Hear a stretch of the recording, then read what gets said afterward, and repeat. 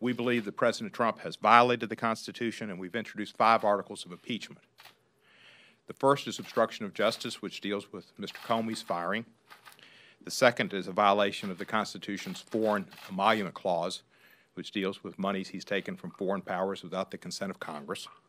The third is a violation of the Domestic Emoluments Clause, which deals with monies he's made from the United States and as personal businesses beyond that of his salary, which is also forbidden by our Constitution. The fourth is undermining our federal judiciary, and the fifth is undermining freedom of the press. These are progressive actions he's taken over a period of time against the press and against the judiciary, with positive actions to cap off a pattern of behavior, belittling and questioning these institutions that are so important for our democracy. The judiciary obviously is in the Constitution and an equal branch of government. The press is not in the Constitution, but freedom of press is. And he's threatened licenses of broadcast stations, so-called fake news, and other actions that hurt our democracy.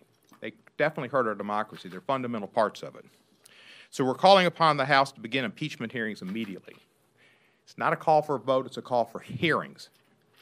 I don't expect the House Judiciary Committee, which is operated like a branch of the administration, to take up hearings. It's their responsibility, in my opinion, and I believe Congressman Gutierrez's and our other colleagues, to have hearings. But of the 4 committees that have jurisdiction, House and Senate Intelligence and House and Senate Judiciary, the House Judiciary, which is the particular committee which would have responsibility for bringing impeachment charges through the Constitution. Al, come join us, please. Has that responsibility, and of which I sit as the ranking member on the Constitution Subcommittee, has not taken any action whatsoever or had any hearings whatsoever. And because of that, it's even more important that Congressman Gutierrez, who's a member of this committee, and myself bring this impeachment article for failure of our chairman to even have hearings. If we don't have hearings, which we don't expect, we will be holding briefings and participating in briefings on these particular charges to let people know what's going on as we experience them, that the Constitution is being violated, that our democracy is being threatened, and to bring these charges to light in the form of briefings with experts who will help us explain it to the American people. Some people may say, why in light of the investigation of Bob Mueller? We support Bob Mueller's investigation, but he's looking at criminal charges. And that can or may not be an impeachable offense. More likely than not, it will be. We think he's going to come up with things, but that's for him, and it's going to take some time. There's no reason why we don't start now with definite violations of our Constitution and threats to our democracy. There are already sufficient facts in the public record to warrant this start of impeachment proceedings in Congress, and given the magnitude of the constitutional crisis, there's no reason for delay. With regard to obstruction, we know President Trump fired FBI Director Comey while the Bureau was investigating potential collusion with Russia and the Trump campaign, and the President has already admitted on national television that he had the Russia investigation on his mind when he fired Director Comey. We already know that Donald Trump Jr. met with a Russian attorney who offered to provide damaging evidence on Hillary Clinton as part of Russian government's efforts to help his father's campaign. These facts are uncontested. They are similarly clear-cut facts with regard to the foreign and domestic emoluments clauses. You just have to go to the Trump Hotel, the Trump Tower, see what the Saudis have paid, what other foreign governments have paid, what the Secret Service is paying, what people pay to stay at Mar-a-Lago, and other expenses that we're paying right now. And it's because President Trump, unlike any president in recent history, has not released his taxes and has not put his ownership of assets into a blind trust.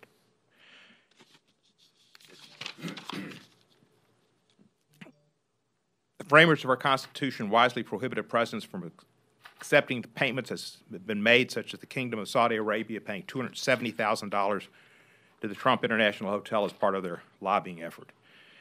And the Embassy of Kuwait held an event there spending, give or take, $50,000.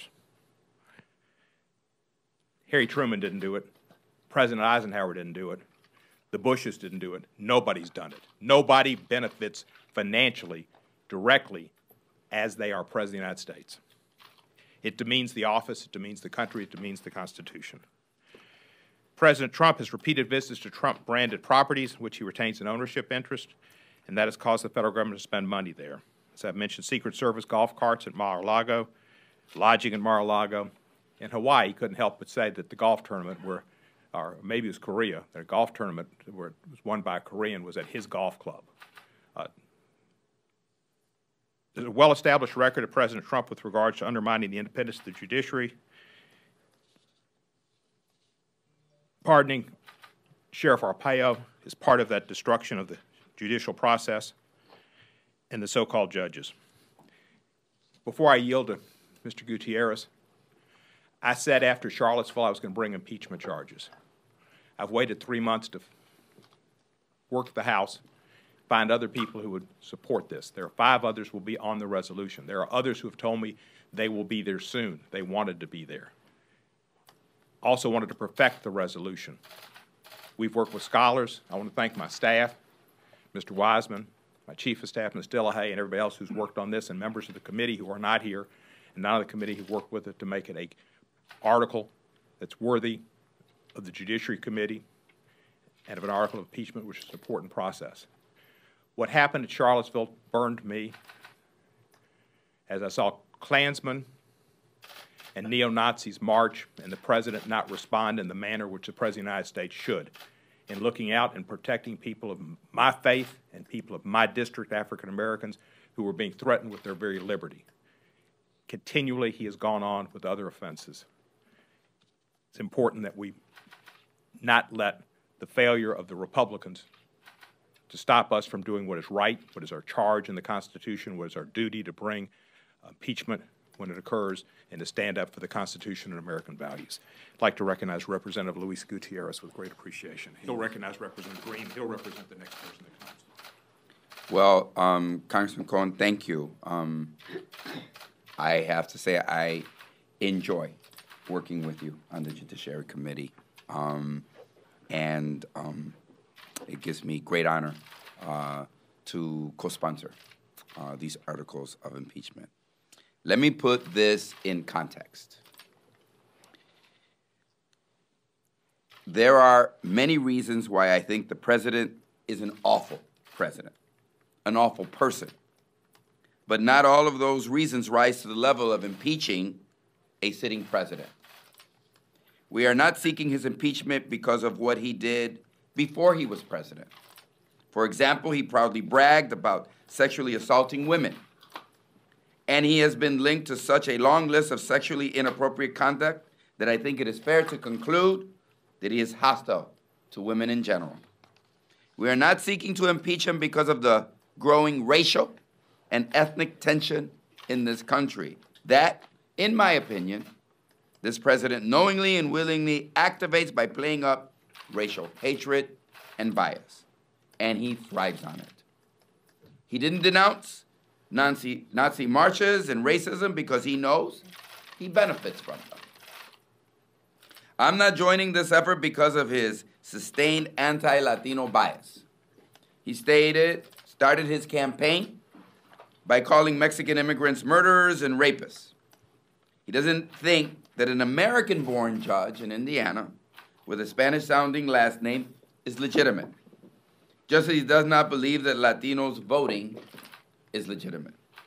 And I think he is taking the country in exactly the wrong direction on immigration by taking documented immigrants, those legally in this country, and making them undocumented so that he can deport them. I think the Muslim ban and ending DACA are fundamentally hurtful and harmful to the United States and our values as a nation. I could probably name up another dozen examples how President Trump is doing deep, permanent damage to the United States and all of our people by taking away health care, erasing environmental protections, rolling back protections for the LGBTQ community and working people and immigrants. And God knows, I think, what he is doing or not doing on Puerto Rico is deeply offensive. However, what elevates certain actions to the level of high crimes and misdemeanors are the following examples.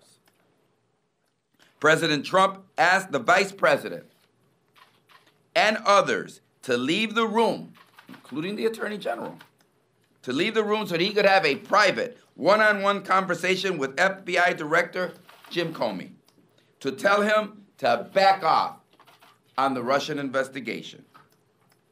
You do not ask witnesses to leave the room unless you know you are committing a crime, and in this case, it was clearly obstruction of justice. The president once said,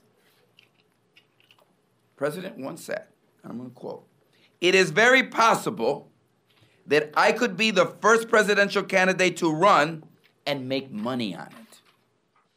And he's kept his word on that promise by continuing to line his pockets with money and to drive business to his brands using the public office of the presidency. That is not right, that is not illegal, and he should be impeached for it. I think the ongoing investigations will uncover even more instances where the president has violated the law and violated the public trust. And I'm glad those investigations are still moving forward, despite, in some instances, attempts by the president to slow them down or derail them. This is not a substitute, what we are doing here today, being led by Congressman Cohen, is not a substitute for the investigations that should and will go forward. But the Congress needs to get started. The U.S. Congress, and specifically the Judiciary Committee, on which I sit with Steve Cohen, is the place where impeachment starts, and if we fail to file these articles of impeachment, we would be failing to do our jobs. Estamos aquí porque creemos que el presidente fundamentalmente ha sido criminal en sus acciones, obstruyendo investigaciones y lucrándose personalmente de ganancias personales como presidente de los Estados Unidos. Y nosotros creemos que se debe empezar el proceso de removerlo como presidente de los Estados Unidos de América. Y es la responsabilidad del Comité de lo Jurídico, en el cual el congresista Cohen y yo servimos, de iniciar ese proceso con audiencias públicas. Queremos audiencias públicas. No obstante, que continúen las investigaciones, aunque el presidente lo ha tratado de oscurecer. Nosotros queremos traer claridad y luz. And with that, I almost went straight to Spanish, Congressman Green. And with Arriba, amigo. Arriba. And with that, Congressman Al Green, our good friend. Thank you. Thank you very much. I greatly appreciate your kind words. And I'd like to thank Mr. Cohen for taking us another step closer to impeachment. Article 2, Section 4 of the Constitution of the United States of America was drafted for a time such as this and a president such as Trump. It was drafted because there were persons who understood that you could have a runaway presidency. And because they understood this, they also knew that what the president might do in the process of running away, as it were, might not be criminal. This is why the term misdemeanors, when properly defined, means misdeeds. Misdeeds. It does not mean a crime. The current definition of it, if explored, will reveal that misdemeanors are misdeeds. This president has committed misdeeds that merit impeachment. There will be many thoughts as to which direction impeachment should take. I commend Mr. Cohen for what he's doing with his articles of impeachment that I'm signing on to, so I will call them our articles of impeachment. I intend to support these articles of impeachment. I think it's appropriate that the Judiciary Committee do its job. The Judiciary Committee should not assume that we can outsource investigations to other committees, to independent agencies. While I do agree with the investigations that are taking place, especially the investigation that is being taken place by Mr. Mueller, I do agree with it. I don't believe that we should allow the public to have the belief that the Judiciary Committee has no responsibility. It does. And I am grateful to you, Mr. Cohen, for calling this to the attention not only of the committee, but of the country. People need to understand that the Judiciary Committee really is a place where impeachment can originate. It can also originate with any one of the 435 members of Congress. Any one of the members can bring articles of impeachment before the Congress. Any one of the members can have those articles acted upon by the Congress. I support what Mr. Cohen is doing, and I will continue to move forward with impeachment as well. Finally, this, Mr. Cohen, there are people who are going to see what you're doing as another step. I see it as an act of courage. I see it as an act of patriotism. I believe this is a most patriotic thing that you and the members who are signing on to this resolution are doing. And I believe that those who will judge us properly have not been born yet. I believe that those who will look back through the vista of time at this time will conclude that there were some people who refused to allow a president to continue to bring shame, to continue to dishonor the office. They refused to allow it to continue, and because they refused, they took appropriate action. I compliment you for what you've done. I thank all of the other members who are associated with this endeavor, and I will now yield to the gentleman from New York who has done a stellar job in a very short period of time here in the Congress of the United States of America. Thank you. Thank you, Congressman Green, Congressman Cohen, and Gutierrez. I am new in Congress, and so I thought very deep and hard about this step, because I'm an American, and I may be new in Congress, but I'm very grateful to the United States of America for the opportunities that it has provided for me and my family and the district that I have the privilege to represent. So I went really deep into my soul and went through this methodically to ensure that what I was doing was the right thing, that the calling that I felt from deep in my soul was the right road to take. And the specifics of these articles were discussed by its author, Congressman Cohen. But I want to stress today that the President, Donald Trump, is a threat to our national security, and we have become, across the world, a laughingstock. And that hurts me very deeply as an American. But that's not enough to proceed in what we're doing today. We are here today to take a formal stand, a call for his impeachment in the name of our constituencies.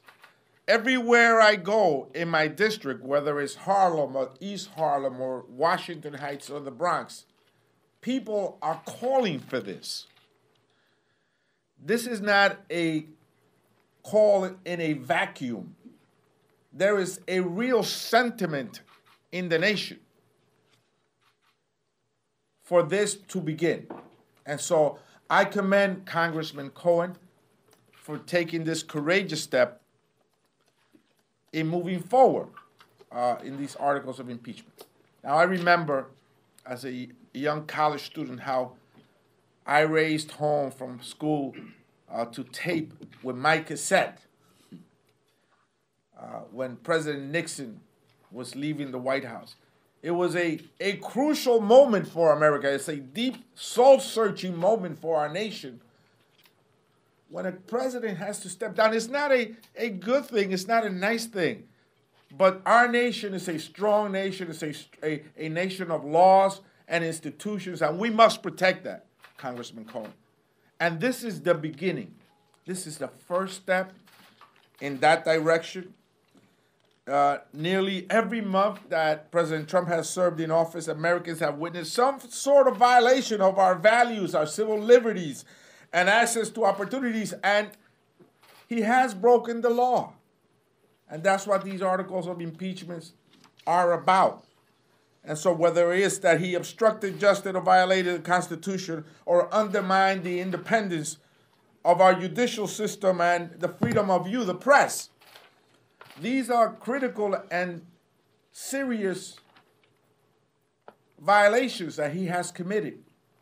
And he should not be held to a different standard than any other American. That is the backbone of our nation. And so I'm here to join my colleagues in support of this effort. This is just the beginning. I know that there is a very important investigation going on parallel to this. But we must assume, we must not abdicate our responsibility as duly elected members of Congress because another branch of government, the justice system, has begun their own actions. We must step up to the plate. This is the first inning of this 9-inning game. And I will be by the side of my colleagues moving forward to respond to the calls from my constituents that they want this president impeached. Estoy aquí para apoyar esta iniciativa que busca la destitución de un presidente que obviamente ha violentado las leyes. Y comenzamos el proceso de destitución de este presidente hoy. Es el primer paso. Me uno al congresista Cohen y a los colegas que están aquí para movernos hacia adelante y asegurar que nuestra nación sea protegida. Gracias. I want to thank my colleagues for being with me. We're not just the four amigos. There's also Ms. Fudge of Ohio and Mr. Yarmouth of Kentucky who will be on the resolution. There may be others immediately or soon thereafter, and now we'd like to respond to any questions you may have. Yes, sir. Mr. Cohen, is it fair to say, though, that the vast majority of members of your caucus think this is premature and don't want anything to do with it? Well, I can't speak for necessarily the vast majority of my caucus. I've spoken to a lot of members. There are, I'd say, at least a dozen other members that were very close to signing on, wanted to, but I think we're at political concerns with maybe within the legislative political body. There's some others who might think that they just want Mr. Trump to hang himself and think that we don't need to help him. But I think there are a great number of Democrats who think that there have been impeachable offenses. I think the majority of Democrats think that, and I know that there are Republicans who think that too. But they are constrained, I think, by the strong Trump voters in their primary electoral system. Lady. Woman. Natalie Anderson, the Wall Street Journal. Tom Steyer has a national advertising campaign right now calling for, saying it's time to impeach the president. Have you talked to Mr. Steyer at all? Do you think this campaign helps Democrats, or some would say it hurts Democrats' effort to take the House in 2018? I talked to Mr. Steyer for just a few minutes just to let him know that I had these articles of impeachment in mind since August the 17th in Charlottesville, and that I was seeking out co-sponsors, and I'm proud to have the sponsors I have. I think that this will not hurt the Democrats in 2018. In fact, I think it'll help the Democrats. I think polling indicates that the Trump supporters came out in larger numbers, even in Virginia, than did the Clinton supporters.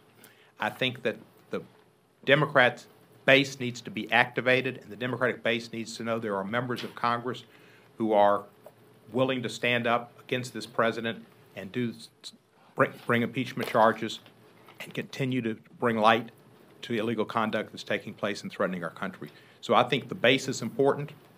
I think that showing what this president has done that's illegal and pointing out with briefings what emoluments are, the violations that he's participated in or carried out, and we'll do that through briefings, will help edify to the public, to the errors of this administration. Anybody else want to comment on that? Let me just say this. First of all, this is a process, and most of you follow Congress very, very closely. I made sure that I left all the leashes back home 25 years ago when I joined the Congress of the United States, because I came here to be an independent member of the House of Representatives and to represent the people of the 4th Congressional District, and not, some back rooms of Washington, D.C. So I see a crime, and I have a responsibility to dial 911 immediately. I don't call and try to reach consensus with all my neighbors and all my friends and those that opinion I might seek out. I see a crime, I dial the number, I call the police, I activate an investigation. Every one of you here this morning, every member, every journalist here knows that the President of the United States asked the Attorney General, his son-in-law, and the Vice President to leave the room. Now, why do you ask 3 people, one of which is the Chief Enforcement Officer of the United States, to leave a room unless you're going to commit a crime?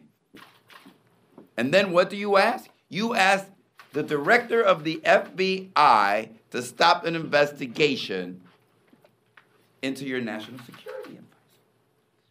That's obstruction of justice. If any one of us had done something like that, the grand jury would have already been called. And that is what Cohen and I on the Judiciary Committee are. We're like the grand jury. So we want to call the witnesses forward. We want to hear their testimony. And if the grand jury at the end of it agrees with our articles of impeachment, they should be sent over to the Senate for a trial. But that's the way this works. So it's within the framework of the Constitution that we are acting. And I think the people of my congressional district, which are paramount to me, they're the leaders. They're the ones that dictate the decisions that I make and the actions I undertake. Any other questions? Yes, sir. Mr. Cohen, have you spoken to Leader Pelosi or any other members of Democratic leadership about this? What did they tell you? Are they on board with it? No, it'd be a stretch to say they were on board. No, I've spoken to Leader Pelosi. I mentioned let her know we were having this conference through one of her staff members, and she was not on the floor yesterday. I called her immediately after Charlottesville, and I said, I know you're not for this, but I can't stand by when he allows Klansmen and neo-Nazis to demonstrate as they did and say, blood, Jews will not take our jobs, have tiki torches. I said, I can't do this. And she understands me, and I think she'll understand each of us. Yeah, Sure, Al, something, please. Thank you. I love my country. That's why I'm here today. And this really is not about Democrats. It's about democracy. It's about government of the people, by the people, for the people. It's not about Republicans. It's about the republic. And what Franklin said, and what has been quoted by Mr. Cohen in his release, you have a republic if you can keep it. This is about keeping the republic. So you really have to elevate this above the politics that will consume a good many people. And let this be about our country and love of country. Mr. Cohen mentioned the Klans persons, the neo-Nazis, the haters. We cannot allow a president to perpetuate hate. You can't hide hate. You have to confront hate. You have to take it on. Hate is something that I refuse to accept, and I will not acquiesce to it. I'm going to stand up against it, and I'm going to speak out. And my hope is that this Congress will send a loud message to the rest of the world, connoting that hate won't be tolerated in this great country, especially by the person who happens to be the commander-in-chief. Thank you. Any other questions? Thank you. If not, thank you very much, and I thank my colleagues, and I thank the other colleagues that have signed on, and God bless the United States of America. Very well.